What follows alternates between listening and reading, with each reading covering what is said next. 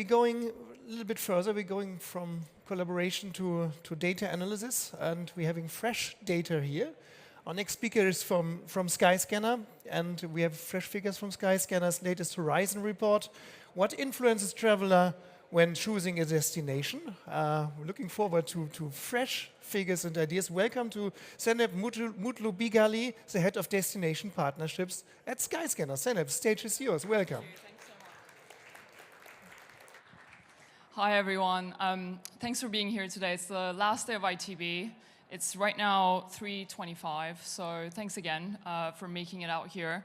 I'm really excited to be here today. We had this last year as well when we launched our Horizons report. We're launching it again today with fresh data that I'll be speaking about.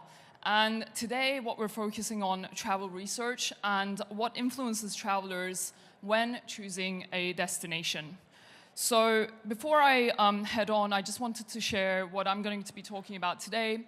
We're going to start off with Skyscanner, who we are and what we do, then go into the 2025 traveler, the booking windows, the travel demand outlook, and the considerations when choosing a destination from our travelers. What have they said to us this year in terms of how they will be choosing their next trip of a lifetime for 2025? And then we're going to go into the most popular and trending destinations. I'm going to be sharing this data in two different pieces. One is around year-on-year increases in destination choice, and then the other one is around the volume of search that we're seeing from different markets as well. And this is going to be focused on our European travelers as well as our Middle Eastern and North African travelers too. And lastly, I'm very excited to share with you a case study with our destination marketing partner, Georgia Travel. It's a campaign that we conducted with them last year, and it's highlighting off-peak travel. So how do we combat the off-shoulder sort of season travel with them and make sure that they have the travelers coming in those seasons that they want to. So just going through who we are at Skyscanner. So we're a world-leading travel marketplace, and we have hotels, car hire, and flights on our platform. Over 1,200 partners are connected to our platform so that we can serve our travelers in the best way possible so that they can find their next trip of a lifetime with ease and confidence. We have the world's largest air traffic audience, and that equates to 110 million unique monthly visitors that come to our website to search, find the best options for their flights, hotels, and car hire, but also start reading more about the destinations that they want to go to and become informed in terms of their planning for their next trip. And with the audience, the vast audience that we have 80 billion prices searched every day. That means that we are surfacing the best prices possible in our travel marketplace. And within that, we are creating 30 billion itineraries every day as well through our data connections with our partners. And this then equates to the 18 million unique routes supported through all of our airline connections that we have. And now I'm going to move into what is interesting about our audience. And this is a very interesting factor that we love sharing time and time again. So just cast your eyes back to the 110 million unique monthly visitors that I was speaking about. And through our data, what we know is that just over half of those users, 51% of them, have not actually chosen where they want to go yet in their next trip. So we know this through our research of the data pieces we gather for those users who are making an everywhere search on Skyscanner. So you might be familiar with the everywhere search that we have. You can pick your origin market and origin city and simply search for everywhere globally to find the best prices of different cities and different countries in one time. And with this data point, we know that they don't have a fixed destination, but they also don't have a fixed date in mind. So for destination marketing organizations, this is a really, really important point, because this is when we can start targeting users when they're at that upper funnel stage, when they don't know where they want to go and they're open to inspiration. So in terms of our Horizons report for this year, I'm very excited to share with you the data pieces there. So our Horizons report started just after COVID, and we realized how important it is to share this data time and time again. It grew in popularity. The report itself is conducted via a survey of 19,000 travelers that we have in global markets. We ask them a set of questions every year and gather more data on our users to then be able to serve our travelers in the best way possible. So just to start off with, in terms of some good news, we know that 80% of the users that we asked this question to have said to us that they're planning to take more or the same number of trips in 2025 versus 2024. So again, very positive news coming out of our user research data there. And 70% of those users have also said that they're planning to spend more or the same on flights in 2025 versus 2024 too. So flight cost is a huge factor when it comes to destination choice. So we know how important it is to be able to understand whether this is affecting our travelers in any way. But these are all very positive news in terms of getting new travelers into your destinations as well.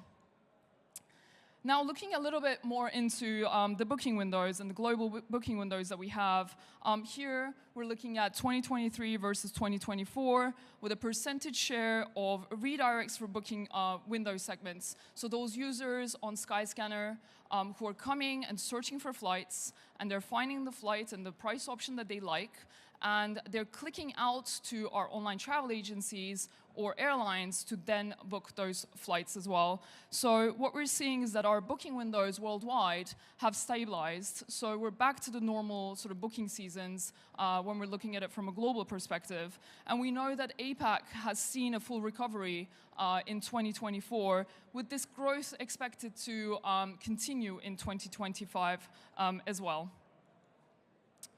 And looking at the spring travel outlook here, and the year-on-year growth that we're looking for Easter, here we're looking at the March and April 2025 bookings. And the spring travel outlook is strong, and demand is continuing to increase as well. And the Easter shift from the end of March in 2024 is moving into April, which is really interesting when we're looking at when to plan any marketing campaigns to be able to get more travelers into your destinations too. And the growth in March is 29% year-on-year for domestic travel and 17% for international. And when we look at April, when April falls, there is a 60% growth in domestic year-on-year and 62% for the international traffic as well. So for any of the destinations that's planning more sort of campaigns, more messaging to travelers, it's really important to understand when do we want to send the right message to our audience. So the right message at the right time is how we want to conduct all of our campaigns with our partners. And looking ahead in terms of the traveler behaviors and trends of 2025, the main thing that we want to highlight here is the rise of experience and conscious-led travel when it comes to travel decision-making. We're now talking about the heart of the traveler. What do they really want to do? What do they want to experience when they are in destination as well? And we delved deeper into the survey data to find the types of trips that travelers are looking for, are wanting to take, and what they want to do when they are in destination as well. So in terms of how they would change the way that they travel in the future, 26% of those surveyed have told us that they would consider less touristy destinations. And this is really important in terms of understanding what the off-the-beaten-track destinations are, how the off-the-beaten-track destinations are marketed in a different way as well. And another 26% of travelers also said that they would like to make a positive impact when they're traveling and when they're in that destination as well. And again, a very interesting point here in terms of content. We need to think about, do we have enough content to explain what that positive impact might be for the travelers that we have incoming from different origin markets as well. And looking at the top considerations when choosing less known destinations, 50% of our travelers surveyed told us that safety is a concern that they've identified when they're choosing their next destination. This is an area that we work with destinations in terms of explaining and making content around this so that we allay any fears that travelers might have when choosing their next destination. The second one, around 32% of our travelers identifying that it is hard to understand where to go in terms of when they're choosing lesser known destinations as well. So within that, again, do we have that content in place to make sure that our travelers know how to get to those lesser known destinations when they're in market? And lastly, 30% of our travelers don't have enough confidence that there will be enough to do when they get to the destination. So activities, events, things to do come into place here. Do we create enough itineraries for our travelers to understand that there is actually enough to do in the lesser known destinations, and that trip of a lifetime will be a great one when they come back and they can talk to their friends and family about their experience as well. And in terms of collective experiences that we were talking about just before, looking at these collective experiences in our Horizons report and travel trends, this year Skyscanner has come up with these 7 trends that is looking at different audience segments that we have and how they are wanting to travel to different destinations and what they want to do when they get there. So this spans from all the way from sports mode to astro adventurers to reset jetters, all the way to gamification. So the sports mode one is travelers who are going to destinations to watch the next football match or watch the next F1 race as well, all the way to gamification, which is around those travelers who would like to go to these events around video games that they're playing and take part in those kinds of events too. So within that, I'd like to deep dive a little bit more into the sports modes because this has been a really hot topic last year as well for us through the data that we've seen in terms of the behavioral elements that our travelers have done on Skyscanner. So firstly, 49% of our travelers globally are planning to see a sporting event in 2025. And in 2024, we saw this with the Champions League as well. So our last point there, 110% week-on-week increase in flight searches to Munich to attend the UEFA Champions League final last year. And there was a lot of buzz around this. There was a lot of buzz around the whole event itself. And a lot of destinations were able to take part in this and take advantage of the buzz around this sporting event too. So something to think about also for 2025, what is happening from a sporting perspective, and then how can your brand or your destination take part in this? And in terms of the generational difference that we're seeing here, 71% of Gen Z travelers are planning on traveling to a sporting event this year. So audience segmentation is something that we do really well at Skyscanner, looking at different motivations and different audience segments based on their past search behavior as well. So segmenting these based on the destinations that our travelers are going to is something to have in mind when curating new campaigns. And now, of course, I'm going to talk about AI. I don't think it would be a presentation if I didn't touch on it. So just starting off with this, we know that our travelers are wanting to use more AI, and this has been a part of the survey this year as well. And we've asked our travelers about using AI and feeling confident about it, and 47% of them have told us that they are feeling confident using AI to help them plan and book travel. And again, from a generational perspective, those aged 25 to 34, 92%, so a very high percentage, feel very confident using AI. So again, thinking about the different audience segments from an age perspective here. And when it comes to research, asking questions around destinations, asking questions about your next travel, 35% have said that they will be using AI to research, asking natural language questions to different AI segments there, and AI platforms is a really important one.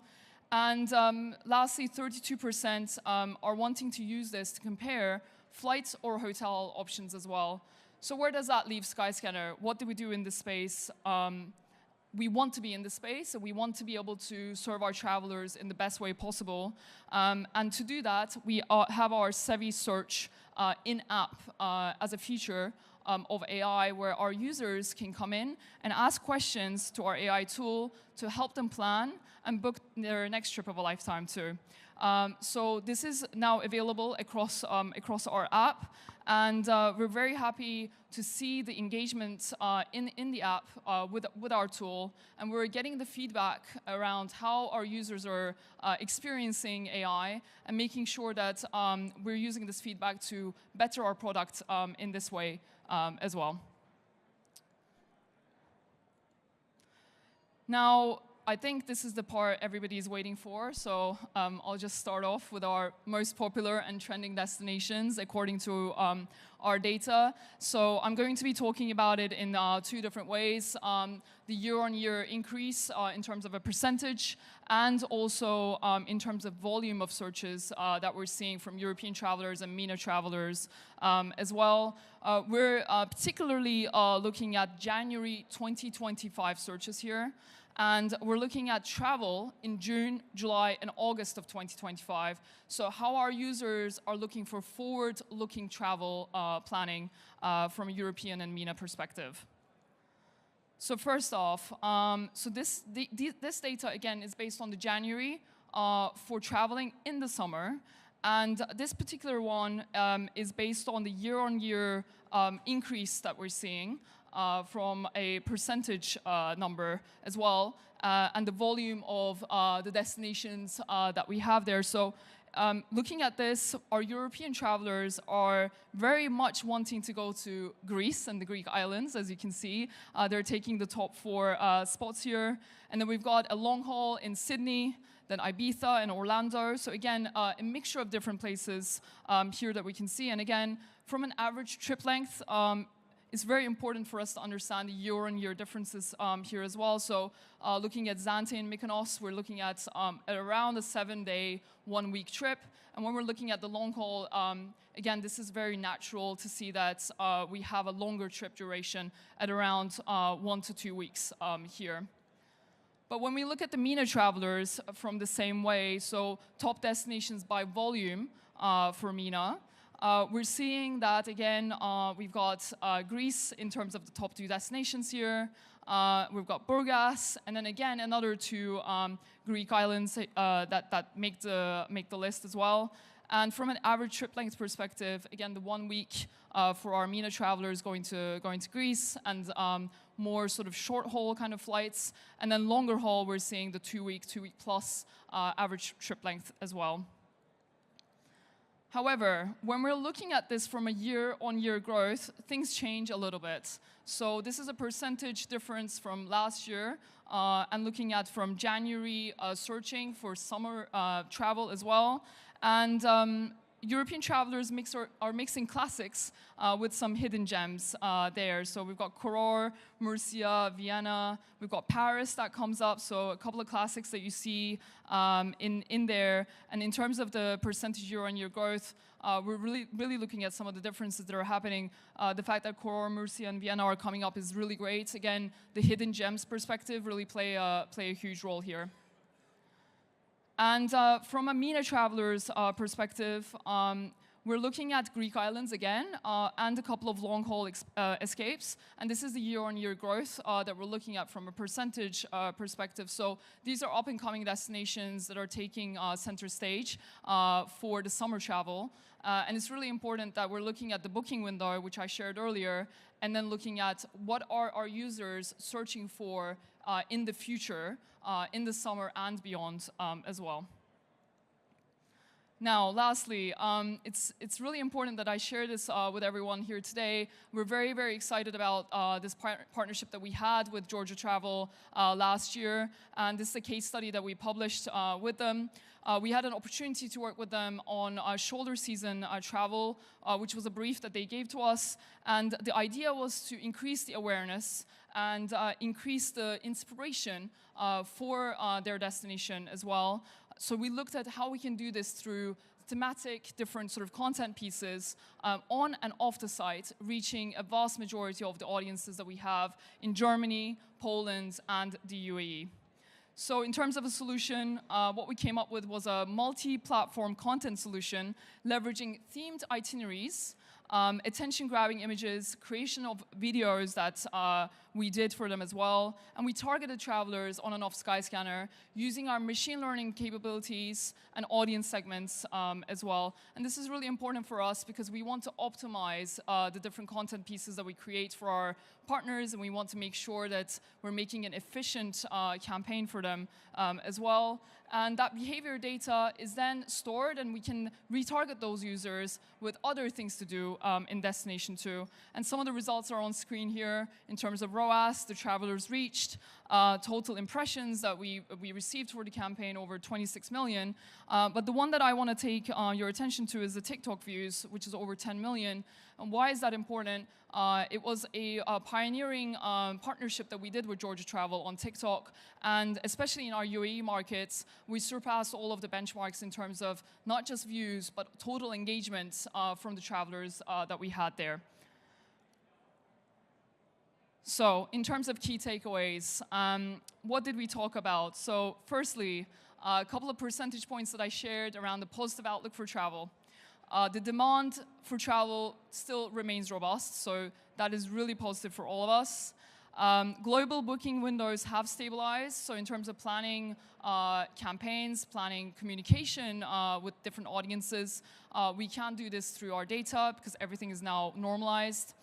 Experience-led travel is on the rise, so again, talking to the heart of the traveler, what do they want to do in destination is super important.